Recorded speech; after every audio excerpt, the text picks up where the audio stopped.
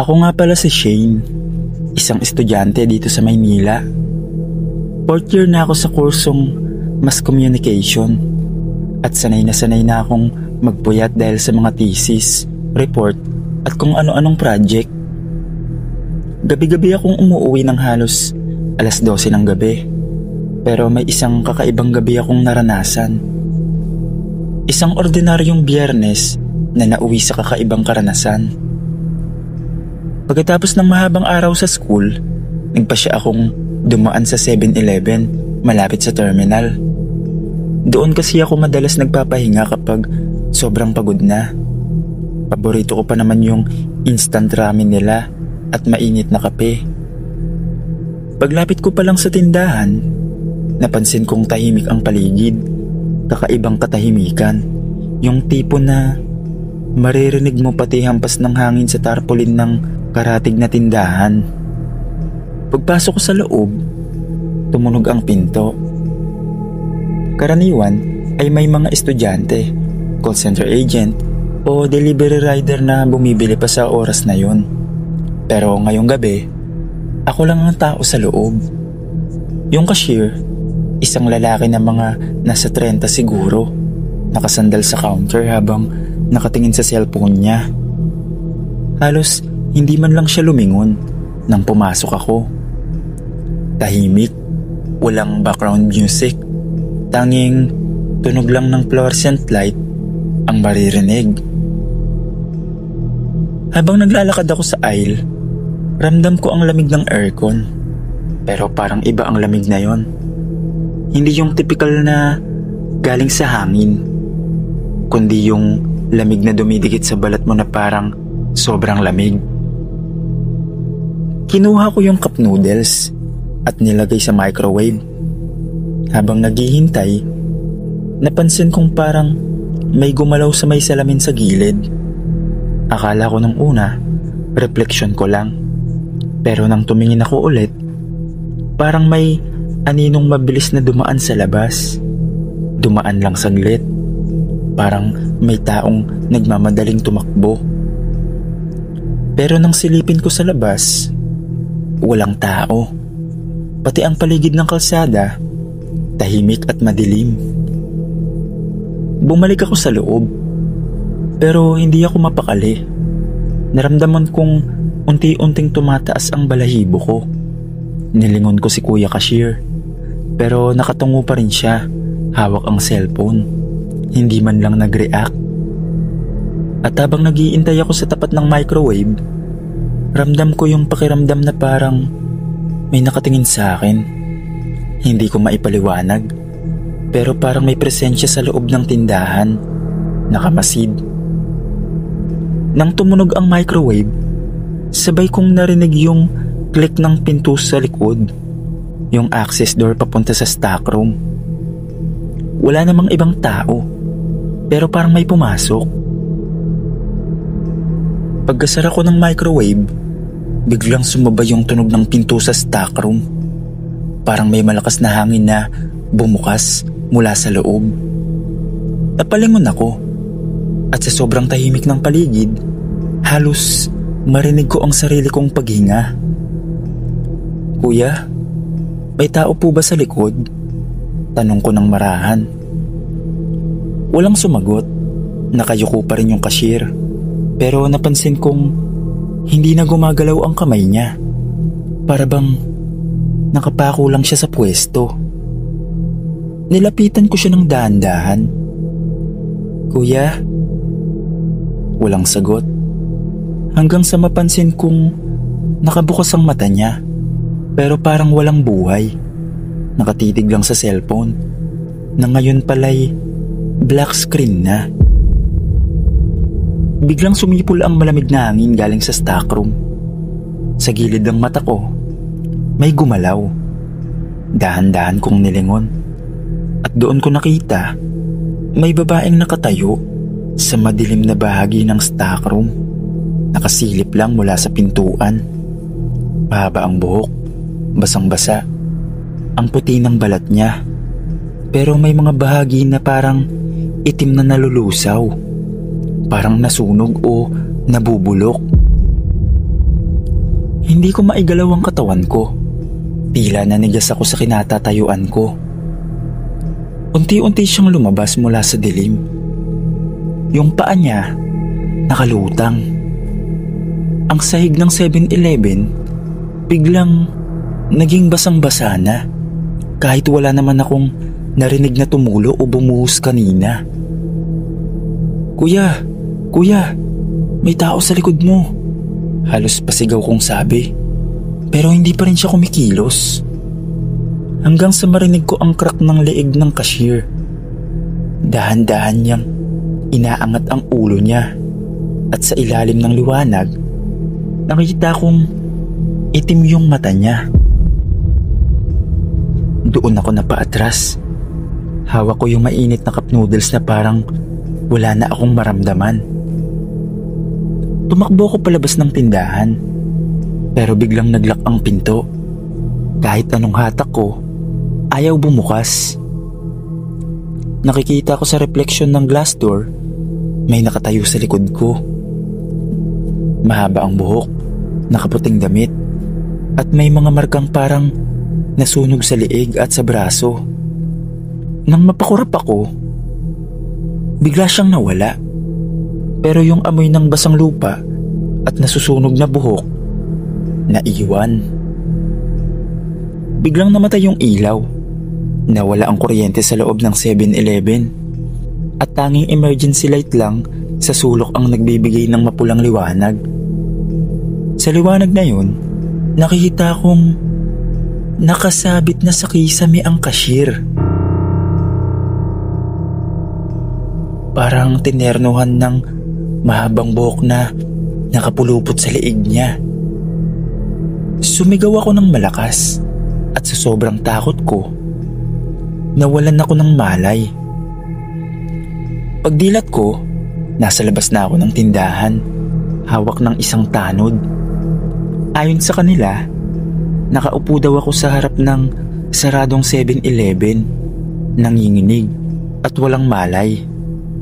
Pero ang nakakapangilabot at pinagtataka ko, ayon sa mga residente, matagal na raw sarado ang branch na yon. Nasunog daw ang 7-Eleven na yon. 2 taon na ang nakalipas at namatay ang cashier na lalaki kasama ang babaeng empleyado na natagpo ang nakulong sa stockroom. Matapos ang nangyari, hindi pa rin ako makapaniwala sa nangyari sa akin.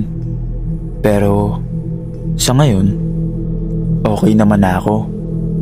At bihira na rin akong pumunta sa 7-Eleven, lalo na kapag 10 oras ng gabi. Hanggang dito na lang po ang kwento ko. Maraming salamat po.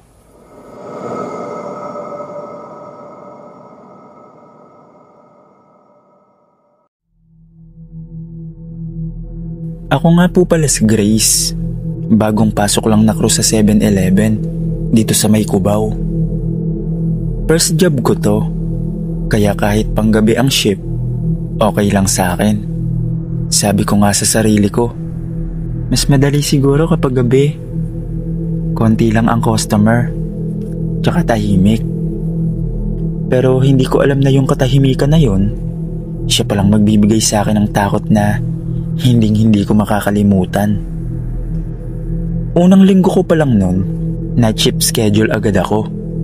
Mula 10 PM hanggang 6 AM. Kasama ko si Kuya Ben, isa sa mga matagal ng staff doon. Mabait siya, mahilig magkwento. Pero napansin ko, tuwing madaling araw, tahimik siya bigla. Parang laging alerto. Sabi ko pa nga minsan, Kuya, bakit parang laging may tinitignan ka sa may aisle? Ngumiti lang siya. Wala yan, Grace. Sanayan lang yan sa gabi. Minsan kasi may mga gumagalaw talaga. Hindi ko pa gaanong pinansin. Pero isang gabi habang nag-aayos ako ng mga chips at canned goods, biglang may nalaglag. Isang pack ng chichirya. Galing sa gitna ng shelf, hindi sa gilid. Wala namang hangin. Wala ring dumaan. Pero kinuha ko ibinalik ko ulit. Ilang minuto lang, may bumagsak na naman. Napatigil ako. "Kuya Ben, baka may pusa rito." "Wala yan," sagot niya habang nakatingin sa CCTV monitor. Pero napansin kong nanlaki yung mata niya habang pinapanood ang screen. Lumapit ako para tignan. Sa camera, kita yung shelf kung saan ako nag-aayos kanina. At sa ilalim nito, may batang nakaupo. Mga 5 o 6 na taon siguro. Nakatago at nakayuko lang. Paglingon namin sa aktual na shelf, wala naman. Tahimik lang, pero ang mga paninda, unti-unting gumagalaw. Parang may humihila mula sa loob. Binalik ko na lang ang mga nahulog at nagkunwaring kalmado. Pero yung kaba ko, hindi mawala. Lalo na nang marinig kong parang may tumatawa sa likod ng rep ng soft drinks. Mahina, parang tawa ng bata.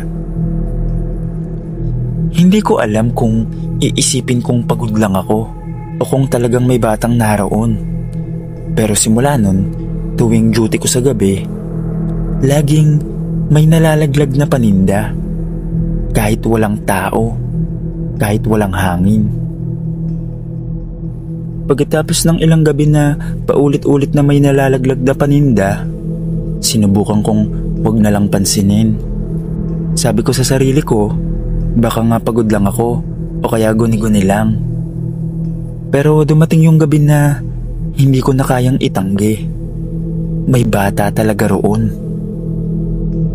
12:00 na ng gabi. Ako lang ang nasa loob ng 7-Eleven. Si Kuya Ben, nagpunta raw saglit sa likod para mag-inventory. Tahimik ang paligid. Tanging tunog lang ng freezer at electric pa ng maririnig. Habang nag-aayos ako ng mga chichirya, biglang may bumagsak ulit. Isang bote ng iced tea. Napabuntong hininga ako. Ay nako, ayan na naman. Pinulot ko, pero napansin kong may mga maliliit na yapak sa sahig. Basa, parang mula sa paa ng bata. Sinundan ko yung yapak papunta sa dulo ng aisle. Pagdating ko ron, nakita kong gumagalaw ang isa sa mga laruan sa may display. Yung maliit na keychain na umiilaw kapag inalog. Pero walang tao. Kinilabutan ako. Dahan-dahan akong umatras, hawak ang walis, nang marinig kong parang may naglalakad sa likod ko. Maliliit na hakbang. Tapos may humawak sa laylayan ng uniforme ko. Paglingon ko, may batang lalaki. Mga 5 o 6 na taong gulang siguro. Maputla ang muka, basa ang buhok na parang bagong ligo. Suot ang lumang school uniform. Pero yung mga mata niya, puro itim. Nakatitig lang siya sa akin. Hindi kumikibo. "Anong ginagawa mo rito?" Nanginginig ang boses ko. Mainit sa likod," sabi niya ng mahina. Napaatras ako. Anong ibig mo sabihin? Ngunit bago ko pa masabi ulit, biglang bumukas ang pinto ng stockroom. Sumabay ang malakas na amoy ng usok at sunog na goma. Nakita kong parang may itim na usok na lumalabas sa loob. At sa gitna ng dilim, may siluetang bata. Nakatayo, parang may apoy sa paa. Napasigaw ako. Tumakbo palabas ng 7-Eleven. Pero bago ko pa mabuksan ang pinto, bumukas bigla ang aircon at lahat ng ilaw nagpi-flicker. Sa salamin ng pinto, nakita kong nakatayo ulit yung bata sa loob. Nakangiti, hawak-hawak yung bote ng iced tea na nahulog kanina. Paglabas ko, doon lang ako nakahinga. Nanginginig ang kamay ko. Pawis na pawis. Ilang sandali pa, lumabas si Kuya Ben galing sa stockroom. Galit na galit. "Grace, bakit mo binuksan yung pinto?" "Hindi ko binuksan, kuya. Walang bumukas dyan. Laging nakalak yun sa gabi." Kinabukasan, sinabi ko kay Kuya Ben lahat ng nakita ko. Ang sabi niya lang, "Hindi ka nag-iisa, Grace. Lahat ng bagong staff, napapansin yung batang yun." Kunento niya na ilang taon na raw bago ako pumasok, may bata raw na nalunod sa kanal sa likod ng tindahan. Madalas daw sumilong doon tuwing umuulan. At minsan daw, pumapasok sa 7-Eleven para magpalamig. Pagkatapos ng insidenteng yon, tuwing madaling araw, may mga crew na naririnig ng tumatawang bata o biglang nalalaglag na paninda. Pero ang pinaka-kakilakilabot, minsan kapag chinecheck nila ang CCTV, may nakikita silang batang umiikot sa loob kahit sarado na ang pinto. Simula nun, tuwing may duty ako sa gabi, nagiiwan ako ng candy sa tabi ng counter. Ewan ko kung totoo o hindi, pero mula nung ginawa ko yun, wala na ulit nalaglag na paninda. Hanggang dito na lang po, Sir Dave. Maraming salamat po.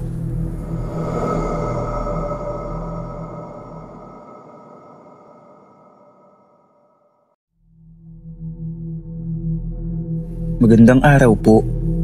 Sana mapili itong kwento ko. Tawagin niyo na lang po akong Mang Rodel. Nagbebenta ako ng balot sa may kanto malapit sa 7-Eleven. 3 taon na ako sa pwesto ko, kaya kabisado ko na ang daloy ng gabi. Kung anong oras dumarami ang tao, kung kailan tahimik, at kung kailan nagiging sobrang eerie ang paligid. Madalas, 12:00 na ako nagsisimula magbenta hanggang 3:00 ng madaling araw. Sanay na ako sa dilim, sa katahimikan, at sa mga kakaibang tunog ng gabi. Pero may isang gabi na kahit anong pilit kong kalimutan, paulit-ulit pa rin bumabalik sa isip ko. Nung gabing yun, tahimik ang paligid. Hindi masyadong mainit, pero ang hangin parang mabigat. Ilang beses kong sinindihan ang ilaw ng kariton ko. Parang ang dilim ng paligid kahit maliwanag naman ang poste. Sa loob ng 7-Eleven, may isang cashier lang na naka-duty. Nakikita ko siya mula sa salamin, abala sa pag-aayos ng mga paninda. Wala masyadong customer kasi 10 oras na rin. Nasa harap ako ng tindahan, inaayos yung mga balot ko. Nang bigla kong naramdaman yung malamig na simoy ng hangin. Yung tipo ng lamig na may kasamang kaba. Napalingon ako sa gilid ng tindahan kasi parang may dumaan. Isang anino. Mahaba ang buhok, nakaputi, pero sobrang bilis. Akala ko nung una, tao lang o sasakyang dumaan. Pinilit kong ibaling ulit ang atensyon ko sa mga paninda. Pero kakaiba yung pakiramdam. Yung pakiramdam na parang may nakamasid sa akin. Nilingon ko ulit yung 7-Eleven. At doon ko napansin, may babaeng nakatayo sa loob. Nakaputi, mahaba ang buhok, nakatago ang muka. Nasa may bandang rep ng soft drinks. Hindi gumagalaw.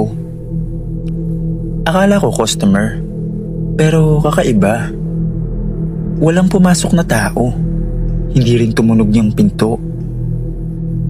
Nakatitig lang siya ron. Parang alam niyang nakatingin ako sa kanya. Maya-maya, gumalaw siya. Dahan-dahan, papunta sa may salamin. Hindi ko maintindihan kung bakit ako natigilan. Pero parang may mabigat na humawak sa dibdib ko. Hindi ako makagalaw. At habang lumalapit siya, napansin kong hindi gumagalaw ang pinto kahit nakatapat na siya. Ang katawan niya parang dumadaan lang sa hangin at nang matapat siya sa salamin, tumigil siya ron. Tinitigan niya ako. Maputla ang balat, itim ang mga mata. Sa mismong salamin, kita kong nag-aalon-alon ang paligid niya na parang usok. Tapos bigla niya akong nginitian. Biglang bumukas ang sliding door ng 7-Eleven nang walang pumapasok. Kasabay nun, naramdaman kong dumaan yung hangin sa tabi ko. Tumingin ako ulit sa loob. Wala na yung babae, pero yung pinto, nakabukas pa rin. Sinubukan kong tawagin yung cashier, pero hindi yata ako narinig. Nandun lang siya sa counter, hawak yung cellphone niya. Kinabukasan, tinanong ko yung cashier habang nag-aalmusal siya sa labas ng tindahan bago magbukas. Sabi ko, may nakita ka bang babae kagabi mga 12:00? Napahinto siya. Tinignan lang ako ng matagal. Tapos ang sabi niya, "Sir, huwag ka nang magbenta ng ganong oras dito. Madalas raw may nagpaparamdam dyan tuwing madaling araw." Sino raw? Natahimik siya saglit bago sumagot. Babae. Dati raw nagtatrabaho rito. Madalas nakikita ng mga nagtitinda sa labas.